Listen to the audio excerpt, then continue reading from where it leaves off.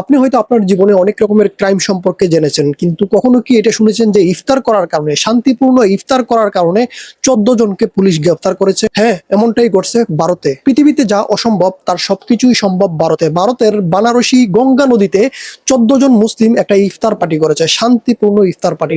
কোনো গান বাজনা নাই, শান্তিপূর্ণভাবে তারা বসে ইফতার করতেছিল গঙ্গা নদীর উপরে একটা ট্রলারের মধ্যে বসে বসে। তারা ইফতার করার কারণে তাদেরকে পুলিশ গ্রেফতার করেছে, তাদের উপর মামলা হয়েছে। শুধু এই নয়, ভারতের এখন হট টপিক হচ্ছে এইটা যে 14 জন মুসলিম কেন গিয়ে গঙ্গা নদীর উপরে ইফতার করে আমাদের গঙ্গা মাকে অপবিত্র করেছে। অর্থাৎ ইফতার করার কারণে মুসলমানরা গঙ্গা নদী অপবিত্র হয়ে গেছে। এই কারণে 14 জন মুসলমানের উপর মামলা করা হয়। এই বিষয়টি শোনার পর যারা শিক্ষিত, যাদের মাথায় ব্রেইন আছে, গোবর সারা ব্রেইন যাদের মাথায় আছে, তারা প্রতিবাদ করতেছে। হিন্দু হোক, মুসলিম হোক, খ্রিস্টান হোক, যে কোনো ধর্মের হোক না কেন, তারা প্রতিবাদ করতেছে যে ইফতার করতেছে শান্তিপূর্ণভাবে নদীর উপর একটা ট্রলারের মধ্যে বসে তারা ইফতার করতেছে।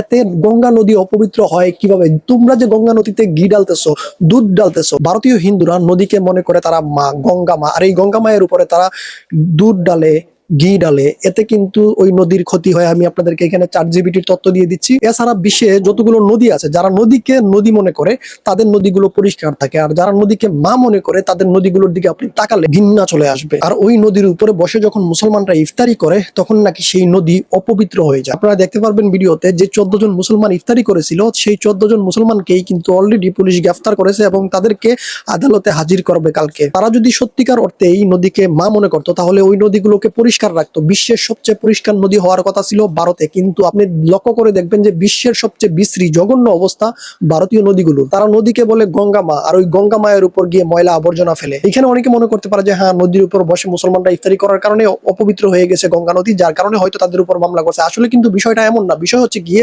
তারা মুসলিম, আর মুসলমানদের দোষ খুঁজে বের করার জন্য সব সময় একটা গোষ্ঠী সক্রিয় থাকে। মুসলমানরা কি করতেছে না করতেছে এই সবকিছু তারা ভালোভাবে পর্যবেক্ষণ করে, মুসলমানদের দোষ খুঁজে বের করার চেষ্টা করে।